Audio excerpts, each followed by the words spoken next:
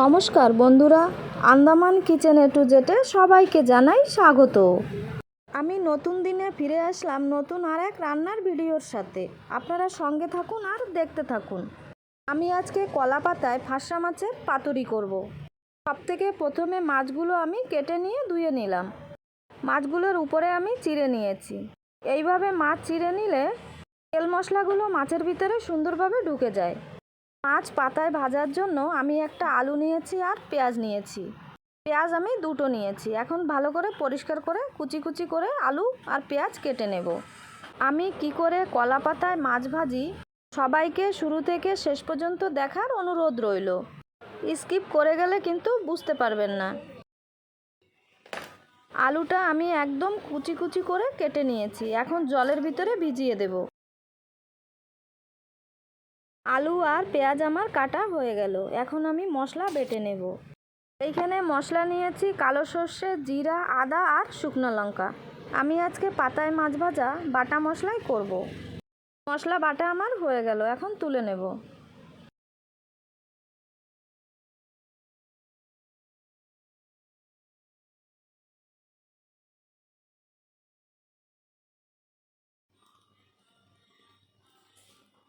মাছের ভিতরে প্রথমে দিয়ে দিলাম পেঁয়াজ কুচি, তারপরে দিলাম স্বাদ মতন লবণ, দিলাম হলুদের গুঁড়ো, সরষের তেল। পাতায় মাছ ভাজলে সবসময় সরষের তেল দিয়ে বানানোর চেষ্টা করবেন। এখন দিয়ে দিলাম বাটা মশলা। এখন ভালো করে চটকে আমি মেখে নেব।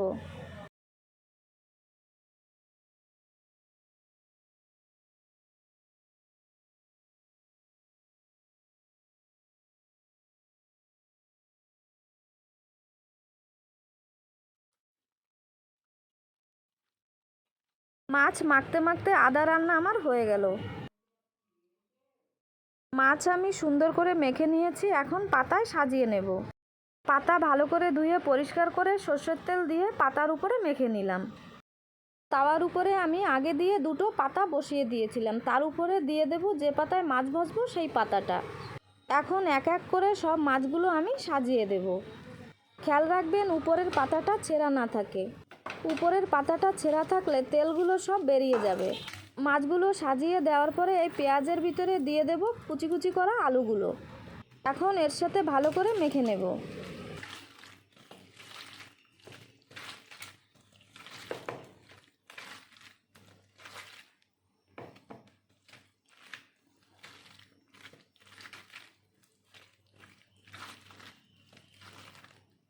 মেখে নিলাম। এখন মাছের উপরে আমি সাজিয়ে নেব।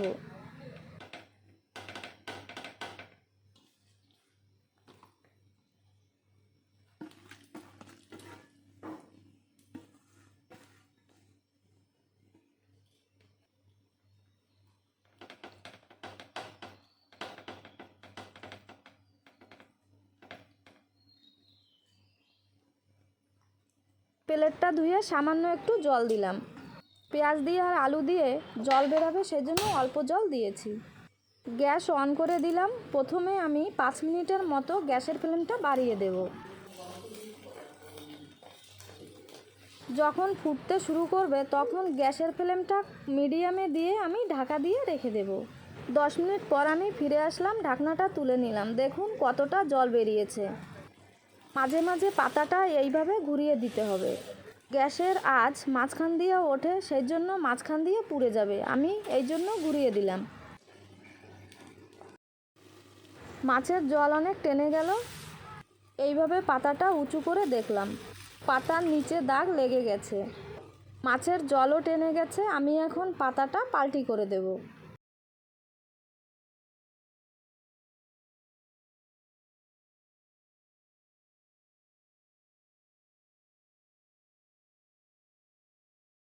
পাতাটা পরিষ্কার করে মাছের উপরে বসিয়ে দিলাম।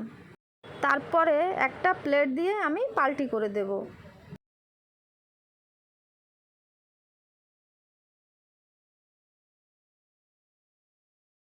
একইভাবে তাওয়ার উপরে আমি দুটো পাতা সাজিয়ে দিলাম। তার উপরে পাল্টি করা মাছের পাতাটাও দিয়ে দিলাম। এখন মাছের উপর দিয়ে আমি এই পাতাটা সরিয়ে দেব। পাতা সরিয়ে দিলাম। রঙটা কেমন দেখাচ্ছে বন্ধুরা? সুন্দরভাবে দাগ লেগে গেছে।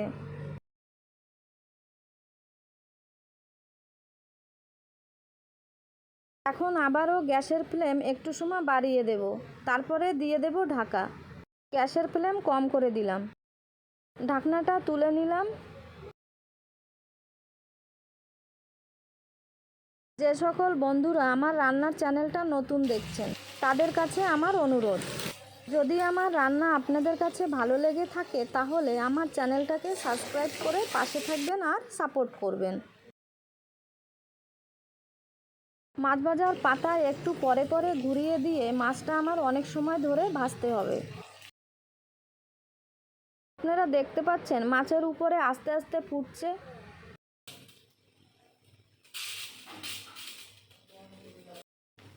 যখন মাছ ভাজা হয়ে যাবে তখন মাছের উপরে এইভাবে ফুটবে, মাছের জল টেনে যায় আর উপর দিকে তেলগুলো উঠে আসতে চেষ্টা করে। আমার মাছ পাতায় বানানো যদি আপনাদের কাছে ভালো লেগে থাকে তাহলে আমার চ্যানেলটাকে লাইক, শেয়ার আর কমেন্ট করতে ভুলবেন না কিন্তু। এইভাবে আমার মতো আপনারাও পাতায় মাছ ভাজা করে খেয়ে দেখবেন, আশা করি আপনাদেরও ভালো লাগবে।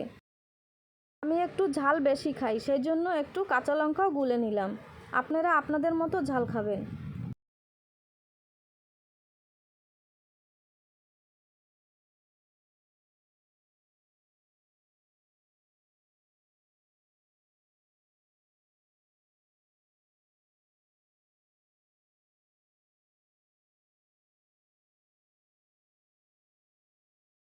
গরম তো অনেকই পড়ে গেছে, আপনারা সবাই সাবধানে থাকবেন আর ভালো থাকবেন।